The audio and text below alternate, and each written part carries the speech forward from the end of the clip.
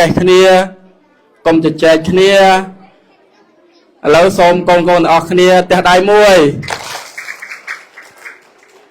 ផ្ទះដៃពីរកូនផ្ទះដៃ3បាទអរគុណច្រើនកូនហើយស្ងៀមស្ងាត់ណាចាប់ពីផ្ទះដៃហើយគឺយើងស្ងៀមស្ងាត់ហើយបាទអញ្ចឹងត្រៀមចិត្តត្រៀមគំនិតស្មឹងស្មាតស្ដាប់ដល់យកចិត្តទុកដាក់ដូចយើងនៅរៀននៅក្នុងសាលារៀនអញ្ចឹងបាទដូចនៅក្នុងថ្នាក់រៀនអញ្ចឹងណាបាទអញ្ចឹងធ្វើបានទេអ្នកគ្នាបាទបើបានហើយអញ្ចឹងសូមស្ងៀមស្ងាត់ណាបាទសូមអរគុណ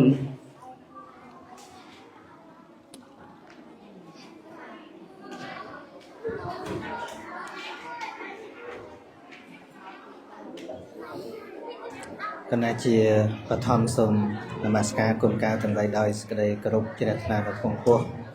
សូមនមស្ការព្រះអង្គគ្រូចាតិកាវត្តធម្មបញ្ញាមហាព្រំដែលគង់ក្នុងទីនេះនិងសូមនមស្ការព្រះអង្គគ្រូលទ្ធៈធម្មោជាកំសាន្តចាតិកាវត្តមនីរតនារាមដែលព្រះអង្គនិមន្តចូលរួមក្នុងធម្មទាននេះនិងនមស្ការកណ្ណាគ្រប់ព្រះអង្គគោរពជំរាបសួរពុទ្ធបរិស័ទទាំងអស់បាទលោកចាគណៈកម្មការវត្តក៏ដូចពុទ្ធបរិស័ទនិងសូមគោរពជម្រាបសួរលោកនាយកសាលាលោកគ្រូអ្នកគ្រូហើយនឹងធ្វើសេចក្តីរាប់អានចំពោះក្មួយទាំងអស់ដែលបានចូលរួមនៅក្នុងកម្មវិធីធម្មទានក្នុងថ្ងៃនេះ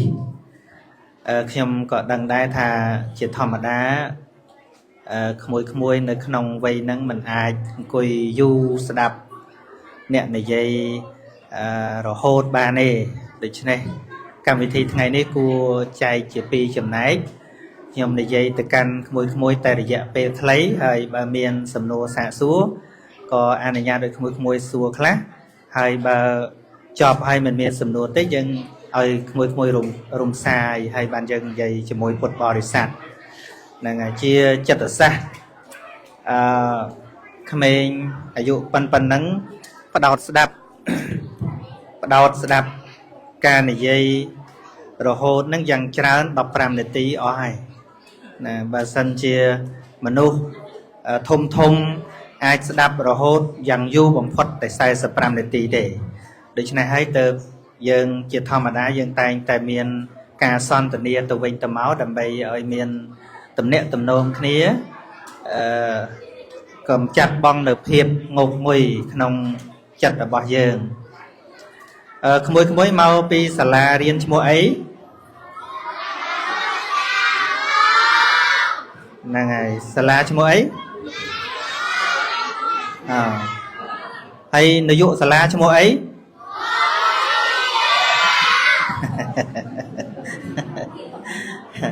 ហើយចុះវត្តនេះឈ្មោះអីវត្តនេះ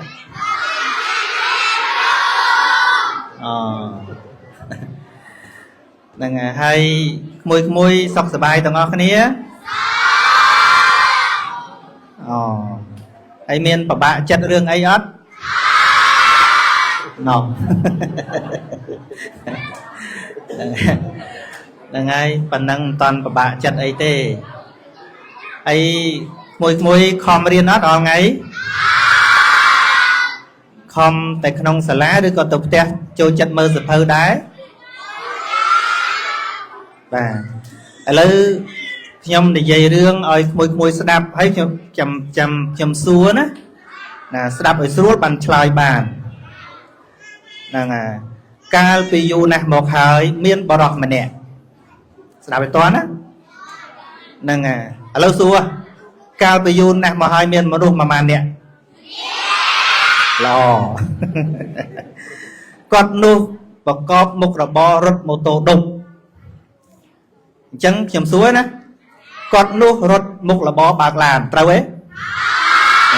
អត់ត្រូវទេគាត់រត់មុខរបរធ្វើអីឃើញទេហ្នឹងហើយឥឡូវសួរនិយាយតទៅទៀតថ្ងៃមួយប្រពន្ធរបស់គាត់មានផ្ទៃពោះអញ្ចឹងខ្ញុំសួរណាថ្ងៃមួយប្រពន្ធគាត់មិនខ្ញុំសួរទៀតថ្ងៃមួយប្រពន្ធគាត់មានពោះ2ក្បាលត្រូវអត់មានផ្ទៃពោះមែនទេ មានទីពោះមានន័យថាម៉េចណូនឹងមានកូននឹងហើយគាត់មានផ្ទៃពោះក្រោយមកក៏ដល់ពេលឈឺពោះពេលឈឺពោះហ្នឹងមានន័យថាម៉េចហ្នឹងហើយដល់ទៅពេលគាត់ឈឺពោះអញ្ចឹងទៅគាត់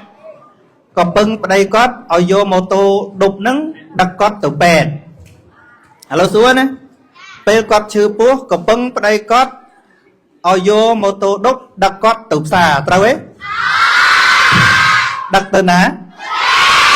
ហ្នឹងហើយដឹកទៅពេទ្យហ្នឹងសួរសារឡើងវិញកាលពីយូរណាស់មកហើយមានបរិសុទ្ធប្រមាណអ្នកហើយប្រពន្ធគាត់មិនហើយគាត់ដឹកទៅណាអូច្បាស់ហ្នឹងហើយនៅពេលដែលដឹកទៅដល់កាច់ជ្រុងមន្ទីរពេទ្យគាត់ក៏បត់ម៉ូតូលឿនពេកដល់បត់លឿនពេកទៅប្រពន្ធគាត់ក៏ហោះពីម៉ូតូធ្លាក់ទៅដីហ្នឹងហើយអញ្ចឹងសួរនៅពេលគាត់បត់ម៉ូតូលឿនពេកតើប្រពន្ធគាត់មិន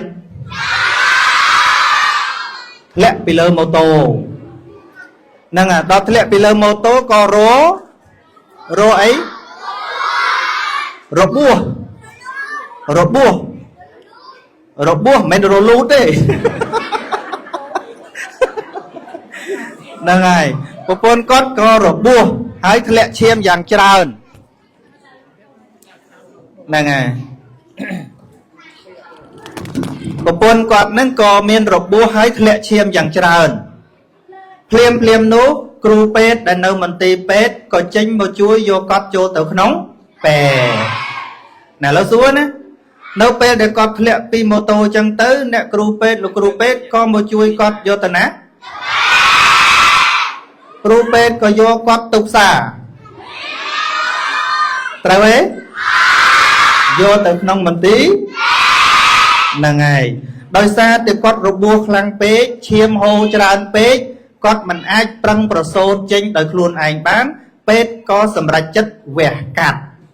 មែនទេហ្នឹងហើយឥឡូវសួរណាដោយសារឃើញគាត់ឈឺធ្ងន់ហើយធ្លាក់ឈាមច្រើនលោកគ្រូពេទ្យក៏សម្រេចចិត្តមកពីអីហ្នឹងហើយមកពីប្រឹងកើតឡើងបានវាខ្សោយណាឥឡូវខ្ញុំថាណាចាំមើលខ្ញុំថាត្រូវអត់ណាពេលដែលគាត់ឃើញពេទ្យឃើញគាត់ឈាមច្រើនពេកគាត់ដឹកគាត់ទៅលេងផ្សារត្រូវទេសម្រាប់ចិត្តធ្វើអីវះដើម្បីអីហ្នឹងហើយគាត់ជួនពេលនោះវះហើយស្រាប់តែបានកូនភ្លោះតែមកអីគេកូនភ្លោះហ្នឹងហើយកូនពីរនោះសិតតែប្រុសហ្នឹងហើយប្រុសទាំងពីរហ្នឹងហើយតើស្ត្រីហ្នឹងបានកូនភ្លោះឬក៏កូនតែមួយកូនភ្លោះហ្នឹងកូនពីរមែនទេ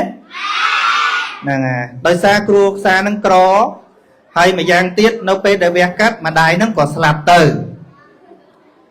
បន្ទាប់ពីវះកាត់ហើយតើម្ដាយយ៉ាងម៉េចហ្នឹងហើយបន្ទាប់ពីវះកាត់ហើយម្ដាយក៏ទៅផ្ទះវិញដោយសុខភាពល្អត្រូវទេម្ដាយយ៉ាងម៉េចស្លាប់ហ្នឹងប្រយ័ត្នចាញ់ក្មេងដឹកតាមតន់ទាំងអស់នេះហ្នឹងហើយដោយសារតែគ្រួសារក្រក្រៃពេកលោកគ្រូពេទ្យម្នាក់ដែលគាត់ជាជនជាតិជប៉ុនសុំយកកូនប្រុសម្នាក់យកទៅចេញចំយកទៅស្រុកជប៉ុននោះរីឯកូនមួយទៀតក៏នៅជាមួយនឹងឪពុកនៅឯស្រុកកំណើតនៅខេត្តកំពង់ស្ពឺនេះឯងឧទាហរណ៍ទេណាហ្នឹងហើយឥឡូវសំណួរដោយសារតែគ្រួសារក្រីក្រពេកលោកគ្រូពេទ្យអាណិតក៏យកកូនមួយទៅណាយកចិញ្ចឹមនៅឯណាចុះកូនមួយទៀតនៅឯណានៅខេត្តណាហ្នឹងហើយខេត្តហ្នឹងហើយឯកំពង់ស្ពឺមានដើមត្នោតទេហ្នឹងហើយមុខរបររបស់ឪពុកហ្នឹងក្រៅពីរថម៉ូតូដប់គាត់នៅឡើងត្នោតមួយទៀតអញ្ចឹងឪពុកហ្នឹងមានមុខរបរប្រមាណទី1 ទី2ហ្នឹងហើយតែដោយឡែកកូនគាត់អត់រត់ម៉ូតូដប់ទេធំឡើងក៏រៀនឡើងថ្នោតរស់ស៊ីខ្ពស់មែនទេដល់ថ្នោតរស់ស៊ីខ្ពស់មែនទេខ្ពស់ហេហ្នឹងហើយរីឯកូនម្នាក់ទៀតនៅឯជប៉ុននោះពេលដែលធំឡើងគាត់រៀនសូត្រចេះដឹងទៅបានយកមុខវិជ្ជាជាអង្គសញ្ញាហ្នឹងអីគេអង្គសញ្ញាជាវិស្វករហ្នឹងអញ្ចឹងគេមានសញ្ញាបត្រគេធ្វើការអីបានប្រាក់ខែច្រើនអញ្ចឹងទៅរីឯកូនមួយទៀតដែលនៅជាមួយឪពុកនេះគាត់មិនបានទៅរៀនទេគាត់ធ្វើការតែឡើងថ្នោតជាង20ឆ្នាំក្រោយមកទាំងពីរនាក់ក៏ជួបគ្នាស្គាល់គ្នាតើទាំងពីរនាក់នឹងស្ថានភាពរស់នៅខុសគ្នាទេហេតុអីបានខុសគ្នាព្រោះម្នាក់មានការរៀនសូត្របានច្រើនម្នាក់ទៀតអត់បានរៀនអញ្ចឹងបើការរស់នៅខុសគ្នាការរៀនសូត្រខុសគ្នាតើចំណូលគ្រួសារខុសគ្នាទេលុយកាក់ចិញ្ចឹមជីវិតខុសគ្នាទេគេរៀនសូត្របានច្រើនអាចបានប្រាក់ខែច្រើនទេរីឯអ្នកមិនបានរៀនសូត្រអាចមានប្រាក់ខែច្រើនទេ